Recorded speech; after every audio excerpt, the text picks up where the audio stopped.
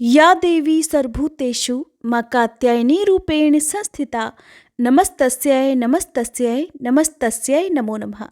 जय माता दी। आप सभी का आपके अपने YouTube चैनल किटकैट स्टोरीज पर हार्दिक स्वागत है। आज सुनिए मां कात्यायनी की कथा और उम्मीद है आज की देवी भागवत पुराण कथा और श्री दुर्गा सप्तशती का पाठ भी आपने सुना होगा। नहीं सुना है तो इस कथा को सुनने के बाद जरूर सुनिएगा।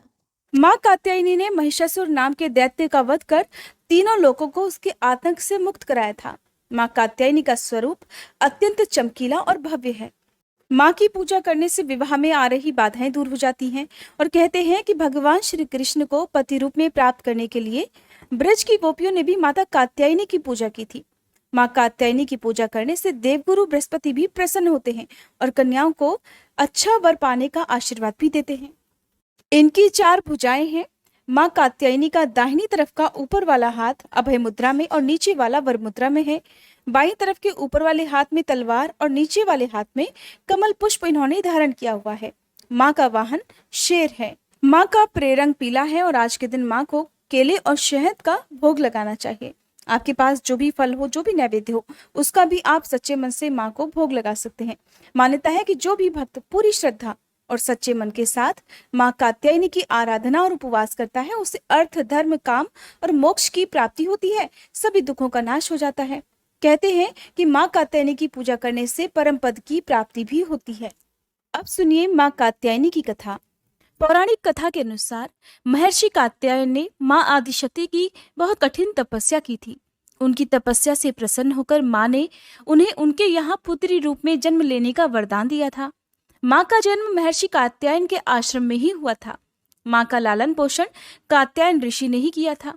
पुराणों के अनुसार जिस समय महिषासुर नाम के राक्षस का अत्याचार बहुत अधिक बढ़ गया था, उस समय त्रिदेवों के तेज से मां की उत्पत्ति हुई थी। मां ने ऋषि कात्यायन के यहाँ अश्विन मास के कृष्ण पक्ष की चतुर्दशी के दिन जन्म लिया था।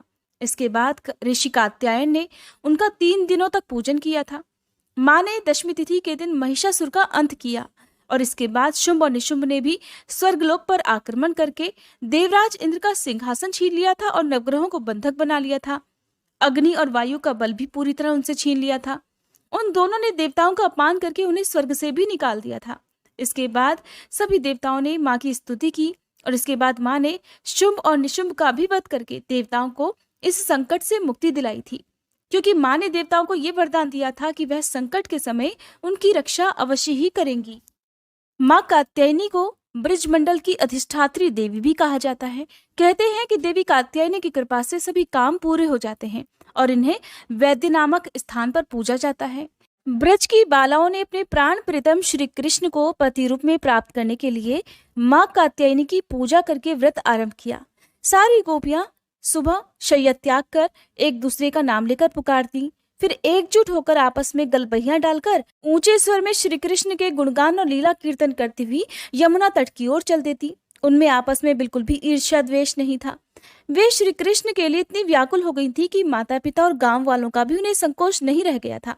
उन्होंने अपना कुल, परिवार, धर्म, संकोच सब कुछ भगवान के चरणों में अर्पित कर दिया था। ये सारी गोपियां यमुना जी में स्नान करती। स्नान करने के बाद वस्त्र धारण कर वहीं पर तट पर बालू से देवी की मूर्ति बनाती। देवी कात्यायनी की फिर सुगंधित चंदन, अगरू, कस्तूरी, कुमकुम, अक्षत, पुष्पहार, धूप, दीप, सुंदर पल्लव, नैवेद्य, मणि, मोती, मूंगे आदि से अनेक प्रकार के बाजे बजाकर बड़े मनोयोग से पूजा करती। कात्यायनी देवी श्री कृष्ण मंत्राधिष्ठात्री है, दुर्गा है। गोपियों ने केवल हविष्य खाकर 1 मास तक मां की आराधना की।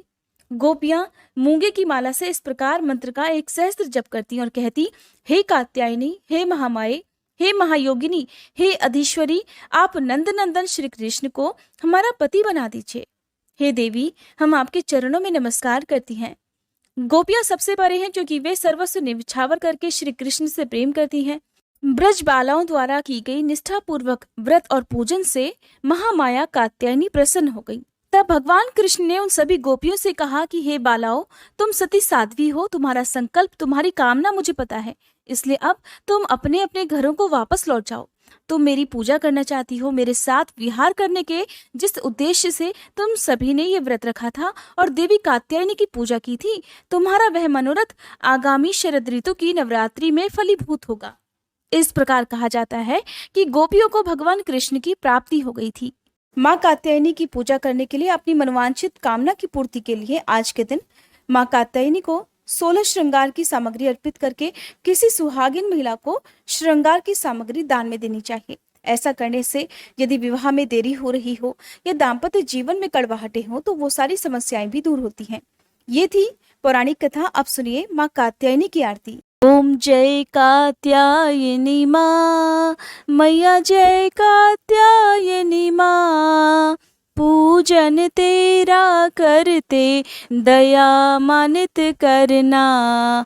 ओम जय कात्यायनी माँ, उमा पार्वती गौरी दुर्गा तुम्ही हो माँ, चार भुजाधारी माँ गावे तेरी महिमा। ओम जय कात्यायनी माँ, महिषासुर को मारा, देवों को अभय दिया, आया जो तुम्हारी शरण, माँ कष्टों से दूर किया। ओम जय कात्यायनी माँ, शेर सवारी तुम्हारी, पुष्प खड्ग सोहे, अभय दान माँ देती, छवि अति मन मोहे। ओम जय कात्यायनी माँ, ब्रह्म स्वरूपा माता, दोषों से मुक्त करो, दुर्गुण हर लो माता, भक्तों पर दया करो। ओम जय कात्यायनी माँ, छठवें नवरात्र में पूजे जन माता, गोधूली बेला है पावन, ध्यावे जो सुख पाता। ओम जय कात्यायनी माँ, हम अज्ञानी मैया ज्ञान प्रदान करो, कब से तुम्हें पुकारे माता दर्शन दो। ओम जय कात्यायनी माँ, सर्वदेव तुम्हें ध्यावे, नमन करे सृष्टि, हम भी करे गुणगान, कर दो माँ सुख वृष्टि। ओम जय कात्यायनी माँ, कात्यायनी मैया की आरती नित गाओ, भरेगी माँ भंडारे, चरणों में नित आओ। ओम जय कात्यायनी माँ, ओम जय कात्यायनी माँ, मैया जय कात्यायनी माँ, पूजन माँ तेरा करते दया मानित करना। ओम जय कात्यायनी माँ, ओम जय कात्यायनी माँ। क्षमा याचना। हे परमेश्वरी, मेरे द्वारा रात दिन सहस्त्रों अपराध होते रहते हैं। अपनी भक्त समझकर मेरे उन अपराधों को आप कृपापूर्वक क्षमा करो। हे परमेश्वरी, मैं आह्वान करना नहीं जानती, विसर्जन करना नहीं जानती तथा पूजा करने का ढंग भी नहीं जानती, मुझे क्षमा करो। हे देवी, हे सुरेश्वरी, मैंने जो मंत्रहीन, क्रियाहीन और भक्तिहीन पूजन किया है वह सब आपकी कृपा से पूर्ण हो। सैकड़ों अपराध करके भी जो भक्त आपकी शरण में जय जगदम्बे कहकर पुकारता है, उसे वह गति प्राप्त होती है जो ब्रह्मादि देवताओं के लिए भी सुलभ नहीं है। हे जगदम्बिके, मैं अपराधी हूँ किंतु आपकी शरण में आई हूँ। इस समय दया की पात्र हूँ, आप जैसा चाहो करो। देवी परमेश्वरी, अज्ञान से, भूल से अथवा बुद्धि भ्रांत होने के कारण मैंने जो कुछ भी कमियां अधिक कर दिया हो वह सब क्षमा करो और प्रसन्न हो। हे सच्चिदानंद स्वरूपा परमेश्वरी, जगन माता कामेश्वरी, आप प्रेम पूर्वक मेरी यह पूजा स्वीकार करो और मुझ पर प्रसन्न रहो। देवी सुरेश्वरी, आप गोपनीय से भी गोपनीय वस्तुओं की रक्षा करने वाली हो। मेरी पूजा को ग्रहण करो और आपकी कृपा से मुझे सिद्धि की प्राप्ति हो। उम्मीद है आज की ये वीडियो आपको पसंद आई होगी।